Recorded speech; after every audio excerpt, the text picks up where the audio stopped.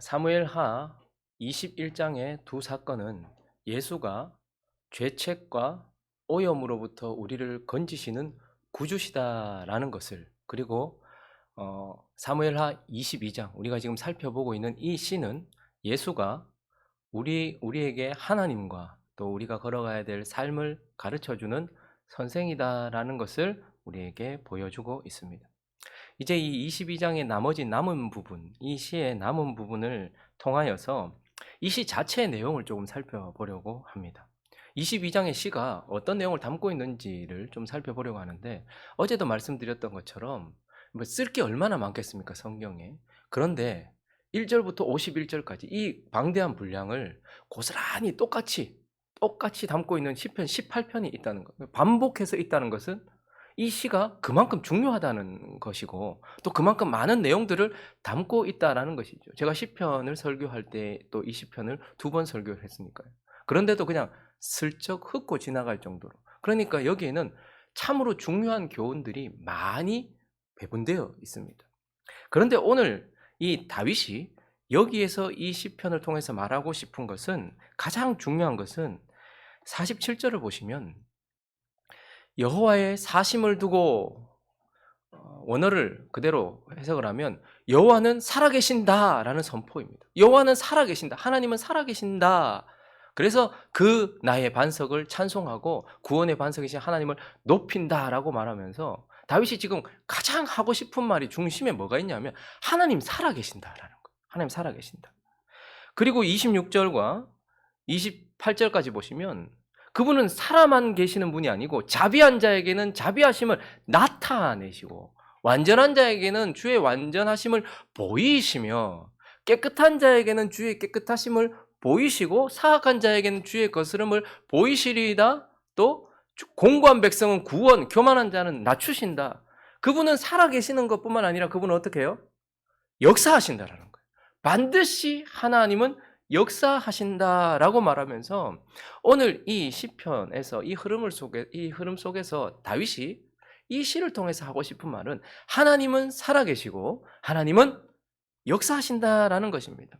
그래서요, 여러분들이 오늘 이 시편 18편을 보시든 똑같이 표제어부터 시작해서 50절까지, 그러니까 표제어가 1절로 하면 51절, 그리고 이 사무엘하 22장도 1절부터 51절까지 정확하게 어디를 보시든지 간에 거기에 있는 내용들의 많은 부분들을 묵상해 보시고 또 살펴보시지만, 저는 오늘 이 많은 교훈들 중에서 살아계시고 역사하시는 하나님과 관련된 교훈을 간략하게 두 가지로 나눠서 살펴보려고 합니다. 그 첫 번째는 하나님은 의인에게 역사하신다. 하나님은 살아계셔서 하나님은 의인에게 관계하시고 삶에 나타나신다라는 것을 우리에게 말씀해 주고 있습니다.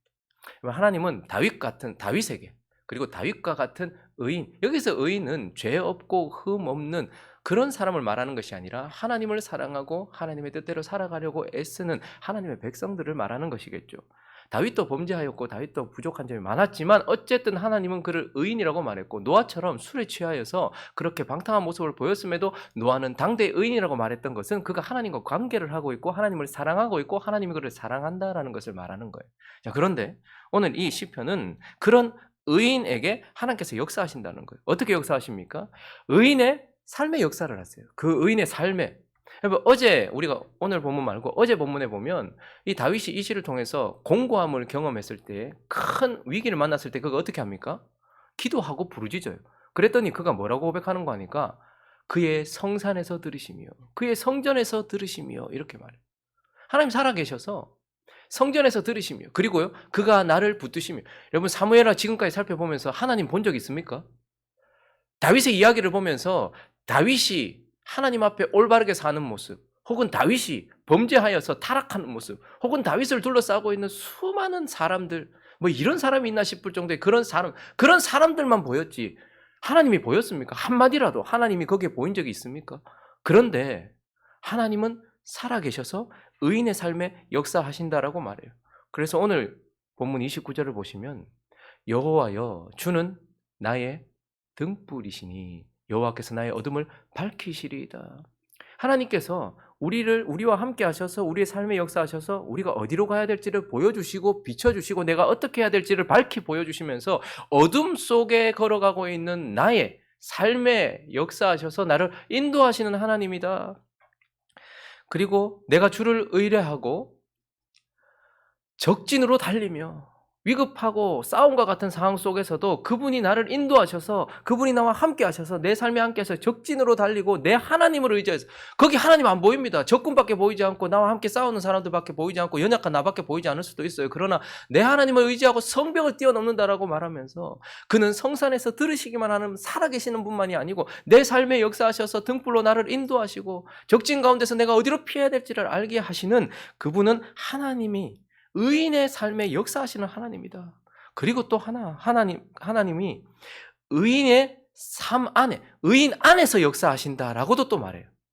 하나님이 보이지 않는 이유 중에 하나는 하나님은 우리가 보이지 않게 삶에 역사하시지만 보이지 않게 역사하시는 것도 있지만 하나님의 은밀성이 있어요.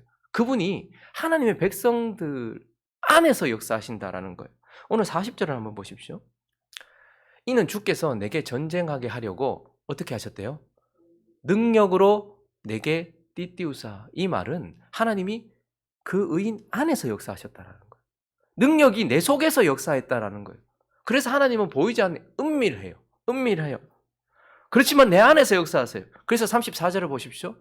나의 발로 암사슴 발같게 하시며 나를 나의 높은 곳으로 나에게 힘을 주셔서 내 발을 지도하시고 그래서 내 발이 암사슴 그 산악지대에서 민첩하게 움직이는 대표 암사슴, 높은 곳을 다니는 대표 암사슴.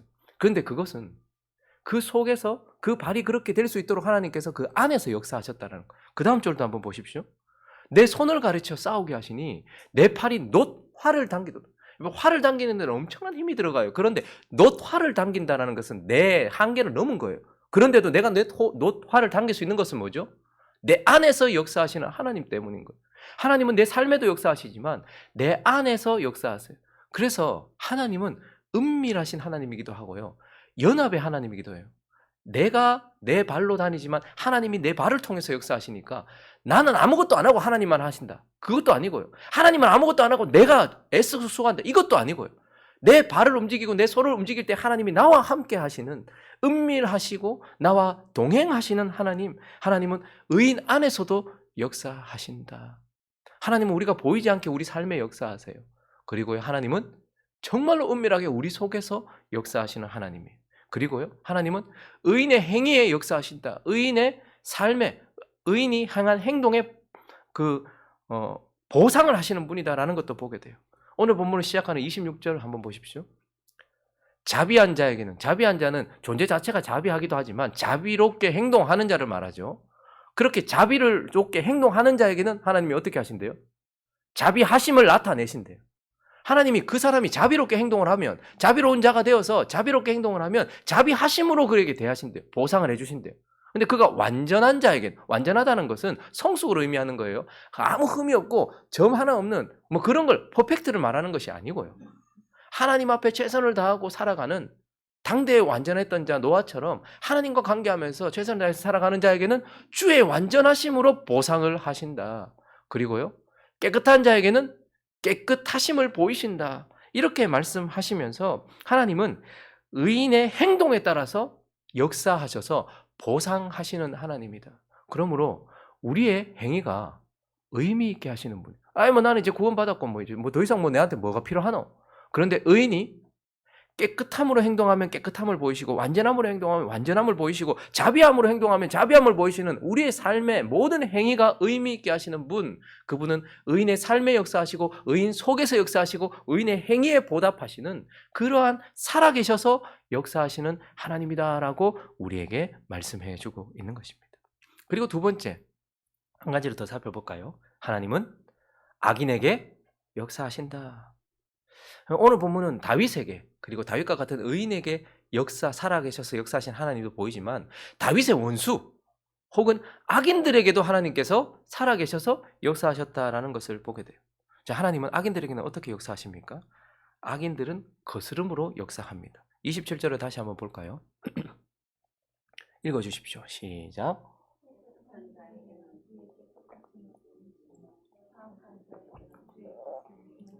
사악한 자에게는 하나님이 그냥 어떻게 주의 거스름을 보이신다라고 말하면서 하나님은 악인에게도 하나님은 모두를 통치하십니다.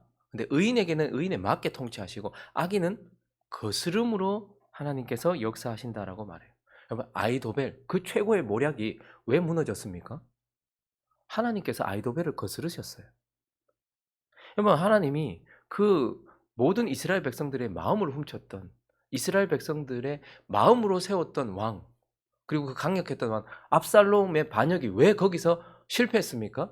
하나님이 그 사악한 인생을 거슬렀기 때문입니다. 여러분 헤롯이 동방박사들이 찾아왔을 때에 야, 그 왕이 어디서 났는지 확인해보고 니도 경배하고 나한테도 얘기해도 왜? 나도 가서 경배하려고 거짓말 시키면서 예수를 어린애 나자마자 죽이려고 했어요. 근데 하나님이 그 악인의 헤롯의 계획과 헤롯을 거스르셨어요. 예수는 십자가에서 유월절에 돌아가셔야 돼요. 우리의 구원을 위해 돌아가셔야 되지 헤롯에게 암살당해서는 안 되거든요.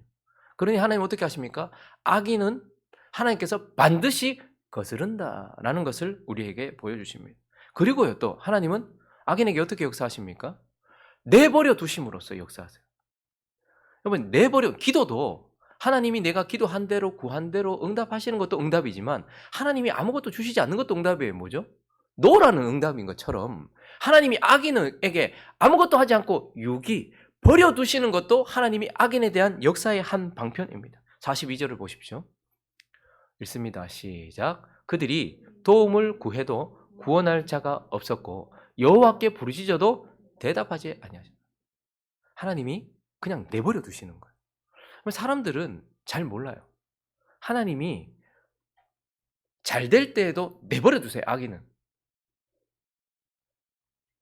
자기가 하나님 없이 성공하고요. 자기가 하나님 없이 승승장구하고요. 그가 하나님께 거짓말시키고 사람을 속이면서 계속해서 어떤 일을 하는데도 아무런 제재도 받지 않고 계속해서 내가 원하는 대로 되고 있어요. 하나님이 없는데도 잘 되고 하나님이 없는데도 하나님께 거슬러 행동하는데도 내 일이 승승장구돼요. 근데 사람들은 그 순간에 이게 하나님의 심판인지를 잘 몰라요.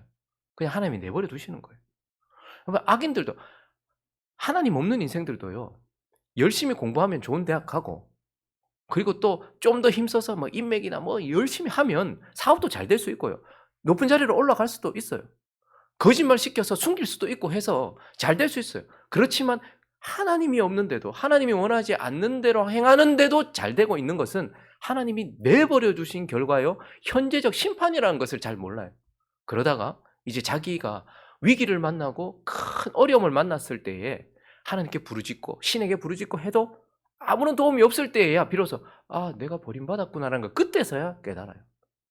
내가 잘 될 때 내가 하나님 없는데도 잘 되고 하나님과 상관없이 하나님이 싫어하시는 행동을 하고 있는데도 잘 되고 있다면 이건 하나님이 지금 내버려 두시는 심판이라는 것을 알아야 됩니다. 하나님 내버려 두세요. 그리고 오늘 본문처럼 여러분 사울의 마지막을 한번 보십시오. 얼마나 비참합니까? 블레셋과의 전쟁 가운데서 지금 그 어렵고 힘든 상황 가운데 아무도 사울을 도와줄 사람이 없어요. 근데 그 점쟁이 여자 하나 그가 차려준 밥 한 끼 먹고 그 다음날 죽습니다. 근데도 하나님 그냥 내버려 두세요. 가룟 유다도 보십시오. 가룟 유다도 공적으로 예수님을 배신했고 베드로도 공적으로 예수님을 배신했어요. 사람들 앞에서 배신했잖아요. 저주하면서까지 부인했어요. 누구 잘못이 더 큽니까? 둘 다 똑같지 뭐. 그 나물에 그 밭 아닙니까? 근데 하나님은 베드로는 그냥 내버려 두시잖아요. 적극적으로 개입하세요. 계속 찾아가셔서 그를 회복시키시고 해요. 근데요. 가룟 유다는요. 그 상황에 그 악한 대제사장을 찾아가요. 이 돈 다시 돌려줄 테니까 이거 좀 물으자. 근데 대제사장이 뭐라고 말합니까? 우리의 대제사장이신 예수 그리스도는 베드로에게 니나 사랑하냐? 내 약 먹여라. 이렇게 회복시켜주는데 이 땅의 대제사장인 그들은 야, 네 핏값 네가 감당해라. 돈을 확 던져줘 버리는 거예요. 그리고 그가 얼마나 마음이 그랬으면 목매어서 죽으려고 하는 순간에도 하나님 어떻게 하십니까? 내버려 두세요. 그래서 가룟 유다는 목매어 죽었습니다. 자기가 하고 싶은 대로 된 거예요. 끝까지 처음부터 끝까지 하고 싶은 대로 살다가 하고 싶은 대로 하는데 하나님 내버려 두시는 거예요. 하나님 악인을 내버려 두심으로써 악인에게 역사하신다라는 것을 보게 돼요. 그리고요. 하나님이 의인의 행위에도 역사하시고 의인의 행위에도 보상하시는 것처럼 악인을 심판하세요. 악인의 행위에도 보상을 하세요. 43절 보십시오. 이 한 절만 읽어봅니다. 시작. 내가 거리에 지는같이 밟아 해쳐. 그들은 누굽니까? 악인들, 다윗의 원수. 근데 땅에 띠끌같이 부서뜨리고 거리에 지는같이 밟아 해쳤다라고 말하는 것은 악인들에게도 하나님 역사하셔서 그가 행한 대로 어떻게 하시는 거예요? 심판하시는 거예요. 부서뜨리는 거예요. 밟아 해쳐버리는 거예요. 분명히 하나님은 의인의 행위에도 보상하시는 하나님이시지만 악인의 행위에도 고스란히 보상하시는 하나님이다. 여러분, 근데 가끔씩 우리는 저 사람 진짜 악한데 하나님이 그냥 내버려 두시는 것 같을 때가 있어요. 하나님이 이 땅에서 그 악인의 행위를 보상하는 사람도 있지만, 그렇지만 이 땅에서 보상하지 않는 것 같은, 심판하지 않는 것 같은 상황도 있어요. 이것 때문에 시편 73편의 기자는 좀 당황스러웠거든요. 시편 73편을 가보시면요, 1절부터 한번 2절부터 한번 볼까요? 나는 거의 넘어질 뻔했다. 나의 걸음이 미끄러질 뻔했다. 넘어질 뻔했다. 근데 그 이유가 뭐냐면 이 사람이 그렇게 넘어질 뻔했던 신앙생활 하다가 하나님 떠날 뻔했다는 거예요. 너무 실망스러웠다는 거예요. 왜냐하면 이는 내가 악인의 형통함을 보고 오만한 자를 질투하였음이로다. 그들은 죽을 때에도 고통이 없고 그 힘이 강건하며 사람들이 당하는 고난이 그들에게는 없고 사람들이 당하는 재앙 그들에게도 없나니, 이렇게 말하고 있어요. 그러니까 이 사람이 신앙을 떠날 뻔했던 이유가 뭐냐면 악인이 뭐 하나님 심판하시는 줄 알았는데 뭐 죽을 때도 고통 없이 나이스하게 가더라는 거예요. 이건 뭐지? 그런데 16절부터 다시 볼까요? 18절까지 읽어주십시오. 시작.